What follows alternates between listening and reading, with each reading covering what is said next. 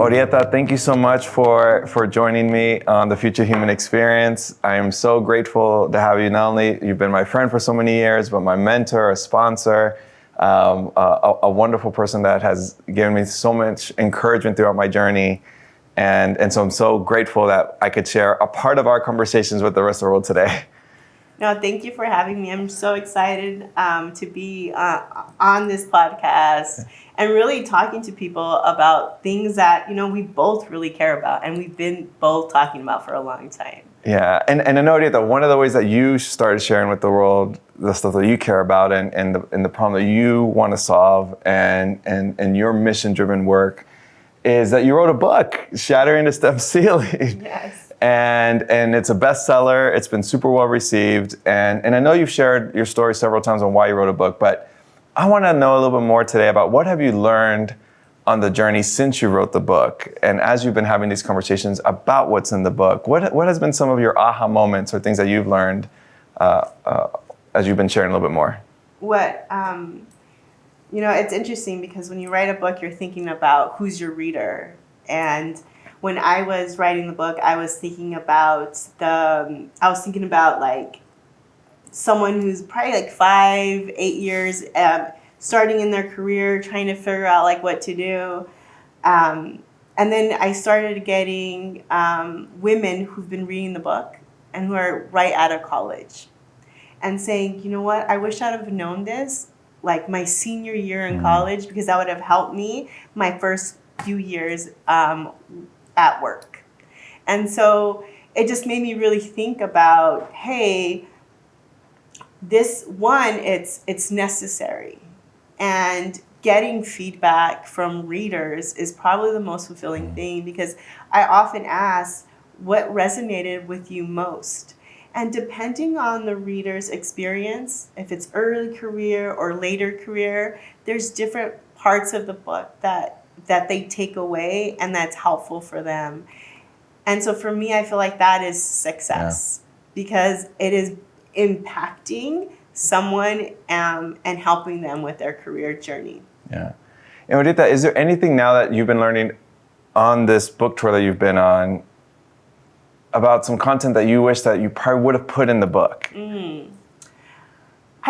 I don't think I would have added more things to the book. Right now, my focus is a lot more about talking more about the book and how can people reach me. Because the whole reason why I wanted to write the book is that there's not enough women engineers. 13% of engineers in the workforce today are women. And so those women need mentors and they want to understand how can they progress. When I first started my career, I wanted to manage a factory, and I didn't want to talk to the male factory managers. I wanted to talk to women, because when I spoke with them, I asked them questions like, did you get married? Do you have kids? How did you get there? Can you have this job with kids and a husband? Because I didn't feel that talking to the plant manager who has a stay-at-home mom and kids, that I can relate to them. And so now it's more about, how do I get the word out? How do people know who I am and know that there's others like me? I'm not the only woman engineer, right? But there's others who are on the same journey to get this, advice and help so they can also succeed. Yeah. Orietta, one of the things I love about your career and your journey, I mean, I've known you now for over 14 years. And what I feel like, even though the world is moving super fast, even though job titles are moving, even though certain responsibilities are moving to your family dynamics have changed over time, your mission and your work has always been this. And can you share with us a little bit more about how you've always just found yourself grounded in this work over this not only multi-decade part of your journey, but how you just, even though you've already written this book, you're still intentionally putting yourself out there, say, hey, I still care about this. Let's continue to work on this problem that you care about and that you want to solve. It's a great question, because it wasn't always like that. And there was a time in my career, well, first of all, I care about a lot of things, Sure. right? Yes, yes. I think we all do. I care about healthcare. I care about healthcare. I care about sustainability. I care about poverty. There's many social issues and issues that I care about. And it was, I don't know, it was probably around like over a decade ago where I was like, I need a platform, because I was getting pulled into, can you be on the board of this organization? Can you help volunteer here? And I had to really sit down and say, I need like one focus, because I'm getting pulled to many places. And although I care about all those things, I feel like education is like the root of how do we fix all of that. When you're educated, you can help with poverty. When you're educated, you can make decisions about your health and advocate for yourself. And so I said, okay, I want to focus on education, and more specifically about STEM education, and getting more children K through 12 interested in STEM, and then getting more women in underrepresented communities through college and then succeeding in their career, because that journey, it's a lifetime journey. Your career is a lot longer than that K through 20 journey that you have. And so it started with that, with me saying, this is my platform. And that made it so much easier and more clear to me, because then I will only serve on the board if you have these types of programs. I will only volunteer if it's for these things. And then I was able to then start digging deeper into those areas. How do we solve for these problems? Who are the thought leaders in this area? And so, I've always cared about this, yes, but I think the most important thing is, I think we care about a lot of things. And I just felt to make an impact, I needed to just focus on one of them. Yes. Yeah. That's wonderful, because I think we also resonate a lot on, sometimes you do get pulled into a lot of different directions, especially if you're either first generation or you're the first engineer in your family, and therefore you're the engineering expert for everyone else. Sometimes just stepping back and saying, hey, how can I focus so I can be better service to others and drive a deeper impact resonates with me a lot as well. Orietta, with that said too, going back to your journey in your career, what has been some of the challenges that have helped you grow in that platform that you've been building? And you're like, you know what? I'm grateful that I had these challenges today, because tomorrow I could have these conversations differently for the next generation. What are those one or two challenges that you would like to share that have made a significant impact on your journey? I think one of the things that a challenge for me is just being vulnerable. I think that isn't, I would say, that isn't like natural to me. Not that I'm not vulnerable, but I don't naturally like to say that like I need help or I failed or talk about like issues like that. And so part of that, the challenge was me overcoming that and being okay to say like, yeah, like things are hard, and it wasn't easy and breezy the whole time. And I can sit here and talk about, yes, I've had a great 20-year career, but I've also been laid off in that 20-year career. I've also been told no. I've also, not got the promotion when I thought I was supposed to get the promotion. And we don't talk about that enough. And I think that's why there's this power of storytelling and saying, it's very easy now in social media to idolize people and idolize these leaders or influencers. But all of us have had these issues, right? We've been rejected. We've been at different low points for whatever reason. And so I think the challenge for me is just being more open about it and being okay to share and talk about that. And I find that, there's a lot of people that do that a lot better than me. And I don't know. I think it's just something like how I grew up. This just wasn't a thing, right?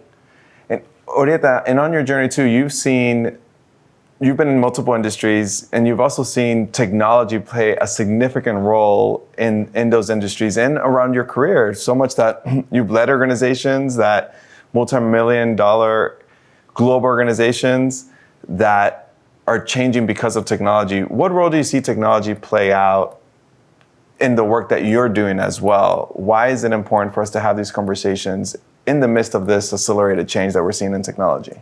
Well, right now the biggest topic or the hot topic is artificial intelligence, right? And I like to say, to be an engineer, you don't have to be a certain gender, age, race, religion. You actually you can be an engineer with disabilities. And the most important thing is that you want to solve a problem. And that's the core of engineering, is if you want to solve something, you can do that. It doesn't matter who you are. And part of the work is, how do we get others to come and be part of this industry and this profession? Because as we start looking at advancement of technology, we need the viewpoints of different people from all of these types of, I would say, from all of walks of life, because their perspective is different. Mm-hmm. And I like to tell the story about one time I was leading a business unit on the hospitality side, and I met with this a startup. And the startup, what they had built, their technology was, you can speak into this device, and it would sign for someone who was deaf, and they used American Sign Language, and they can sign into this device, and then the person on the other side could read what they were saying. So that was the technology, and I was meeting with them. Well, in the meeting, the owner, the CEO, and the chief technology officer, the head engineer, were both deaf. And so in our conversation, we were using their technology to communicate. And they were saying, hey, we need this because today I can't order at a restaurant. And this was before there was kiosk at a restaurant, before we can order on our phone in a restaurant. And they were saying, when I have an emergency and I go to a doctor, I can't communicate with the front office. Yeah. And so that's when I was like, I haven't been thinking about everyone when we're coming up with solutions. And that's when I was like, if there's something that we're really passionate about solving, anyone can do that. Any of us can become engineers. And so in this space of AI and more technology occurring, or the usage of technology, I think it's more imperative today that we have engineers creating these things who speak multiple languages, have different religious beliefs, come from different backgrounds, are of different ages, because it's very different what is needed for a 10-year-old and an 80-year-old. And so those viewpoints is really going to help, the human experience. Yeah. Orietta, with that said, there's been a lot of conversations about even AI replacing people, right? And replacing the work. Where do you fall in those conversations about what does the future of work look like in this era of artificial intelligence? And how can we prepare for that future that you see also for others? I guess I'm not in the space where I believe artificial intelligence is going to take over the world. Mm-hmm. I think people thought robotics was going to take over the world and take over manufacturing, and it hasn't, right? Yes, we use robots in manufacturing today, specifically like the auto industry uses robotics quite a bit. You have big distribution centers like Amazon using robotics, where there's like lifting or like dangerous places to support the technicians in manufacturing. And I would say decades ago it was like, robots are going to take over, and they haven't, because the reality is, I think right now on the robotic side is expensive. And so part of it is going to have to be at a point where artificial intelligence becomes affordable, because it's not affordable for every industry to have it or every country. And so there's a cost associated with it. But also, to run the artificial intelligence, you need humans. And it's the same case with these robots. People would say, you need a robot and it's going to replace my job. Well, now I need someone who's going to maintain that robot, who's going to who's going to ensure that the software is refreshed. There's a different skill that I need. I no longer need the person who's going to be maybe welding, but I do need someone, the mechanic, who's going to be debugging that robot and maintaining it, oiling it up. And so I look at it like that, and I'm not so much afraid of it taking jobs. I do think that it will continue to enhance our work, just like robots are enhancing the work that we're doing in manufacturing. But I don't see that happening, and I'm not afraid of artificial intelligence. I will say I am afraid if we don't have diverse developers or engineers who are working on it, because that is a lot more scary to me. Yeah, because then the solutions aren't there to fit everyone, like you were just sharing. That's the possibility, the potential, or the promise that we have, but we need to be intentional with how we create those solutions as well. Yes, because then we start talking about bias, and we start talking about, hey, as humans, we all have bias, and there's, we don't want that to be coded into this work. And how do you create essentially ethical AI? And that's really what we're talking about, is ethical AI. And I think that's hard. And I think this is at a government level, this is at an industry level, but also the integrity of the individual people who are working on these projects. And how would you? So, by the way, first off, I agree with you on the AI piece. I'm in the same boat on. I don't think the robots are coming to take over. If anything, you walk into a manufacturing site today and you have like tape around certain areas to make sure you don't walk like into a robot because it's too dangerous today, right? Like they're like, yeah, these robots have these huge arms. If you get hit, you'll get knocked out. So they want to make sure, hey, these robots are not safe enough yet. They might be safer in the future, but I agree with you. To do that requires a lot of work, a lot of investment, a lot of engineering, a lot of intentionality as well. But as we get there too, I think it also creates a very unique opportunity for us to increase productivity, right? Like now our accessibility to how we create products will probably be exponentially easier in the future. And therefore, again, in theory, could give us more accessibility to different types of businesses as well, right? And so, but again, being very intentional with how we build these systems matters the most. With that said too, you were talking about the ethics and the implications of that too, and the government pieces as well. Also, how we navigate this at a global scale is also challenging too, right? Because if I were to develop a certain piece of technology in Latin America versus Southeast Asia versus certain parts of Europe versus here in the United States, those are massively different cultures, massively different communities. As a leader of global organizations, and today working for a company that's global and you serve in so many different capacities, all the hats that you get to wear, what would be your encouragement on navigating some of these global challenges that we see with technology as well? Well, I think what every, I would say, industry has to navigate is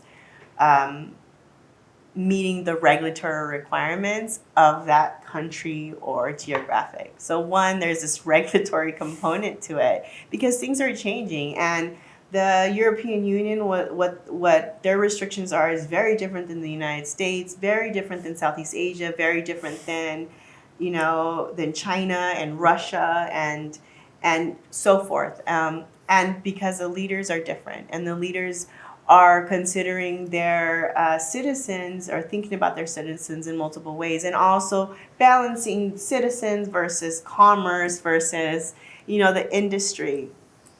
And so, navigating it right now, it's more about staying up to date what's happening, right? And understanding what's happening at the local government level, where your product or your industry is playing in this space.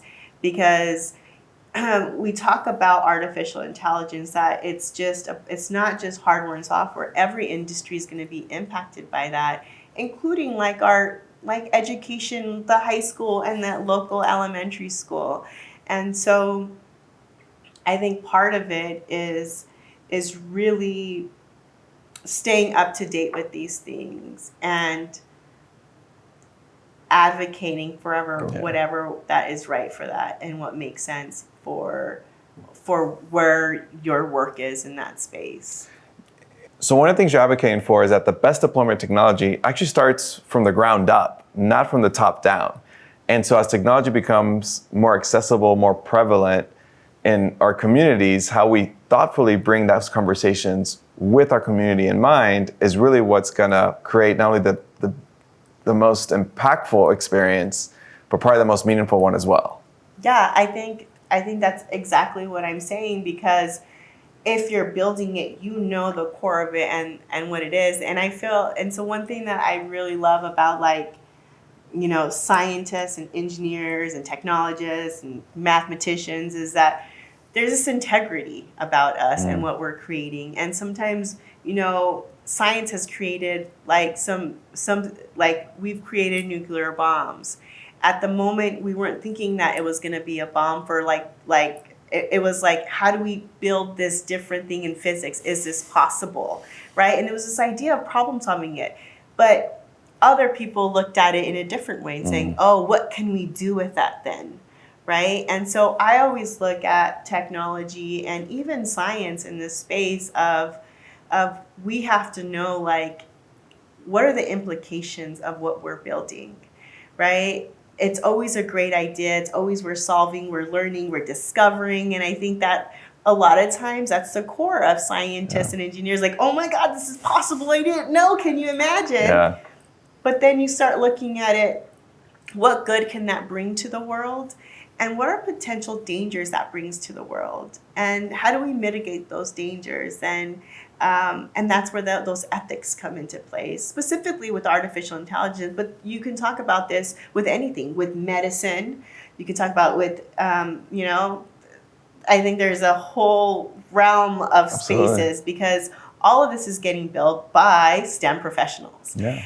And I always, in Canada, you'll know if someone's an engineer because they have this ring around their pinky. And so, there's all these different sayings about it, but supposedly there was this did happen. There was a bridge that was built in Canada, and it fell, and a lot of people were killed. And it was because not just the construction, but the design was faulty. And so this theory was, hey, as an engineer, what you're building, there's human life, right? That you're responsible for human life on what you're making.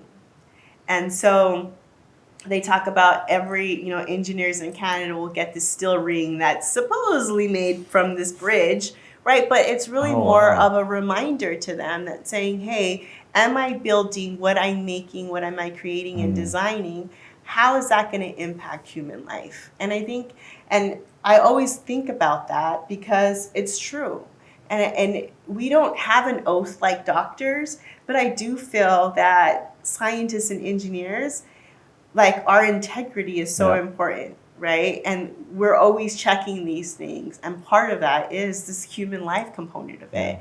And this is so true with artificial intelligence as well. That isn't any different than the airplane, than the car that we're building. So it has an opportunity to expand what it is to be human today. It does have an opportunity to expand the human condition, but it requires intentional work. It requires all of us being involved in that conversation as well. Yes, and continuing to speak up, right? Yeah. Orietta, talking about speaking up, one of the things that you shared with me early on in my career was the importance of doing that for myself, right? So let's go back a little bit more to your career. Share with me a little bit more about the importance of that too, on not only advocating for yourself, but also you advocating for others, just like you did in my own career. And you've not only done it for myself, you've done it for so many others as well, men and women. Share with us a little bit more about what have you learned also on the importance of advocating for yourself, but also advocating for others too. So I like to look at this as it's very important to advocate for others. And the analogy I like to play to give is when you move to a new city, right? You're trying to find a new doctor, like a barber. You're trying to find like like for women, like our nail salon, our church. And who do you ask for those things? Yes, you could go online and kind of look, but you're really looking for references from your network. And whether you're at the new city or not, like the first thing you're always like, hey, my hairdresser left, and you go to your girlfriends or your network and community and say, hey, where's a good place to go? And they're referring you to places. And because they're referring you to places, you're going to try them out, right? Yeah. That's the same in corporate America. When someone has a job opening, they'll say, hey, I'm thinking about opening this. Who do you know? That's that referral. That's always happening. And then being able, and it's not just about the new job, it's the new project. It's I have this problem, who can solve it? Yeah. And so you have to, I think we do this naturally all the time, but we've never thought about it. But that's what the sponsorship and the advocacy is. It's saying, oh, you know what? I know who's done that before. Let's call Eric. Yeah. And it's the same as referring someone to the church, the gym. And so I feel like sometimes we don't think about it like that, but it's really just that simple. Yeah, and Orietta, one of the roles that you had a chance to advocate for me too was actually chief of staff role for a division that we were in the same group in. Do you remember that last question you asked me in that interview? Because you're part of the interview panel. Do you remember the question you asked me? I probably asked you, because I always ask this at every interview. Yeah. I always say, why are you the best person for the job? Yes, you did. You asked me that question. And do you remember my answer? Or no? No. Okay. So my answer to that question, you had asked me, you said, why are you the best person for this job? And my answer was, I'm actually not. I'm not the best person for this job, because I know for sure there's probably 100 people that would love to get this job today that probably did not have an opportunity to apply for this job today because either they were not working at this company, did not have the advocacy from their manager, did not have a sponsor, did not have someone that recommended them, couldn't just apply for this for X or Y reason, didn't have 1,000 other reasons. But I'm here today. And I will promise you that if I have this job, I will remember and I will always keep in mind everyone that didn't have an opportunity to do this job. And I never take those opportunities for granted, right? And I think sometimes when we have these opportunities to be in these rooms, that I was extremely blessed to be in that room with all of y'all to join this organization. What helped me thrive in that role was keeping those 100, if not 200 of folks that would love to be in that job, but that this door was opened up for me because of individuals like yourself, individuals like Jose, and to honor not only your advocacy, but honor all those individuals that don't have those same opportunities that I do. And I think that has not only helped me in the work in corporate America, but also in doing the work that I get to do today. Does that resonate with you on having that mindset sometimes? Because I know not only from where you've come from, you've always been very thoughtful about honoring where you come from, but carrying that forward in the work that you get to do as well. I now that you say, I do remember that, your response. And I think that showcases of really who you are, Eric, right?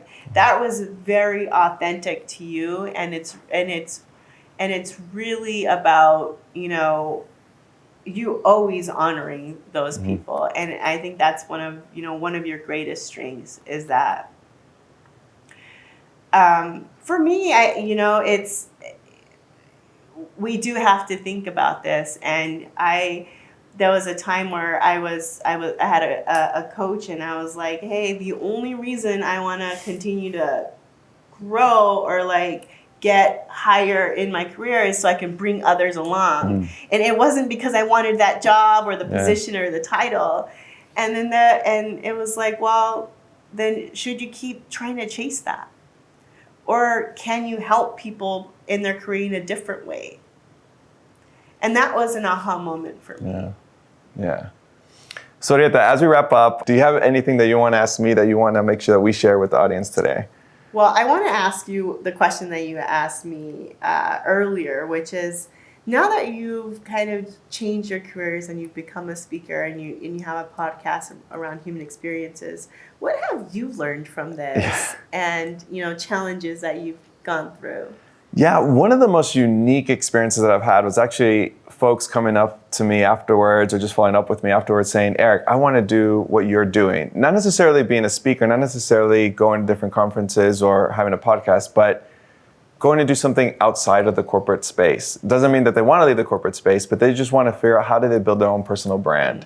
And so that's been really encouraging to me because you get to see, again, in the spirit of bringing others along, I don't have to be a Tony Robbins, I don't have to be a Simon Sinek, but I could be me and still bring other people along as well. And so that's been a very unique surprise for me that I always look forward in the work that I get to do, because every week it seems like I meet someone else that says, Eric, thank you for inspiring me to go and pursue the unique work that I want to do sometimes outside of the space that I'm in today.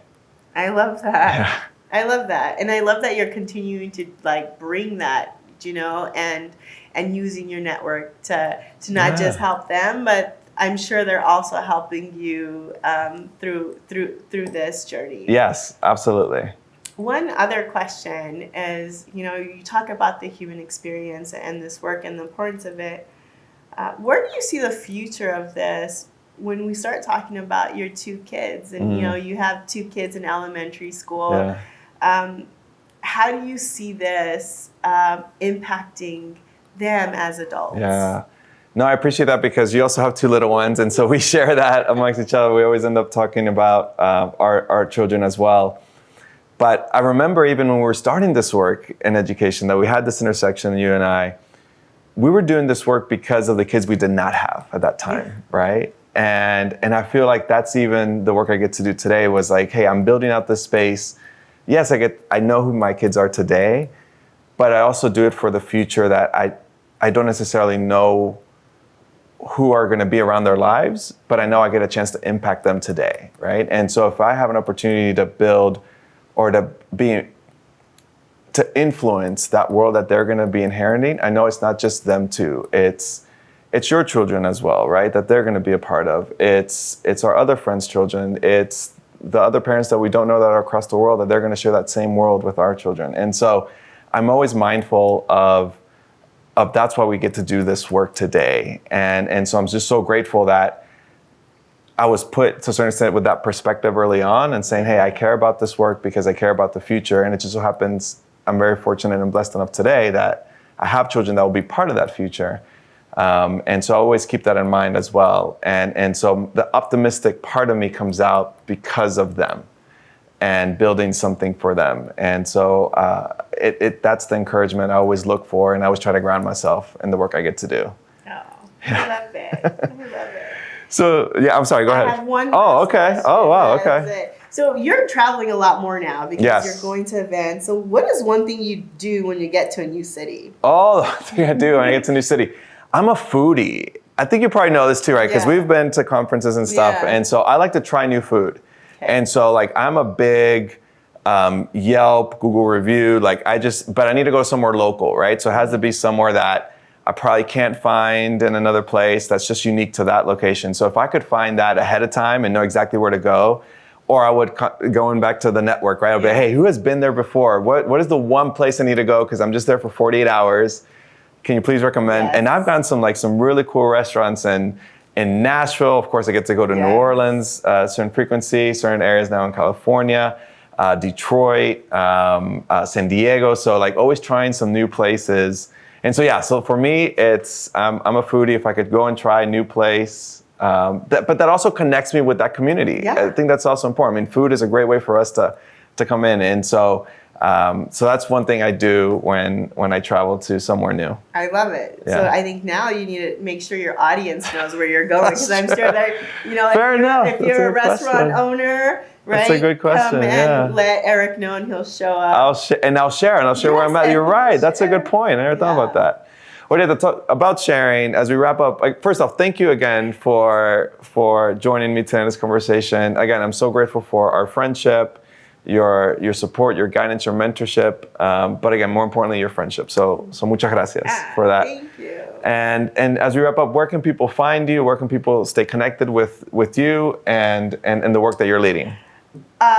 Well, you can find me on my website, oriettaverdugo.com, and you can also follow me on Instagram at Orietta Verdugo, and you can find my book on Amazon. Awesome.